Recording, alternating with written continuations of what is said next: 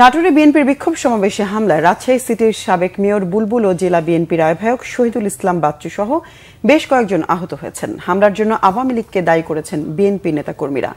BNP chairperson Begum Khaleda জিয়ার মুক্তি ও সুচিকিৎসার দাবিতে সকাল 10টায় নাটোরের আলাইপুরে বিএনপির অস্থায়ী কার্যালয়ের সামনে সমাবেশের আয়োজন করে বিএনপি। পূর্ব ঘোষিত কর্মসূচির অংশ হিসেবে সেখানে জড়ো হতে থাকেন নেতাকর্মীরা। পরে সমাবেশ শুরু করলে তাদের উপর হামলা চালায় দুর্বৃত্তরা। বেশ কয়েকটি ককটেলও বিস্ফোরিত হয়। ধারালো অস্ত্রসহ নেতাকর্মীদের এলোপাথারি আঘাত করলে রাজশাহী সিটি কর্পোরেশনের সাবেক মেয়র মোসাদ্দেক হোসেন বুলবুল ও নাটোর জেলা বিএনপির আহ্বায়ক শহীদুল ইসলাম বাচ্চু সহ বেশ কয়েকজন আহত হন। তাদেরকে হাসপাতালে ভর্তি করা হয়েছে। পরে পুলিশ গিয়ে পরিস্থিতি নিয়ন্ত্রণে আনে।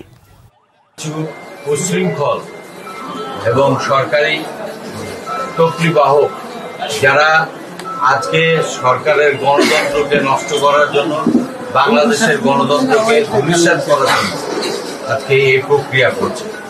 এখানে একটা কায়েমি রাজত্ব সৃষ্টি করার যে প্রক্রিয়া, সেটি আপনারা প্রত্যক্ষ করেছেন। আমি আর নাই বলি, আপনারা নিজেরা দেখেছেন এখানে ককটেল, আমাদের কনভেনার সাহেব বাচ্চু ভাই ওনাকে রাস্তার মধ্যে পেয়ে কিভাবে আহত করেছে এবং 5 জন সহ আহত, আমি সহ বোধহয় 7 জন আহত হয়েছে। তাহলে এইভাবে যদি গণতান্ত্রিক চেতনার কোনো মানুষ বা যারা বলছে যে ভোটবিহীন নেতা, তাদের আজকে কি পরিচয় আছে এই কর্মকাণ্ড? আমার কাছে প্রশ্ন।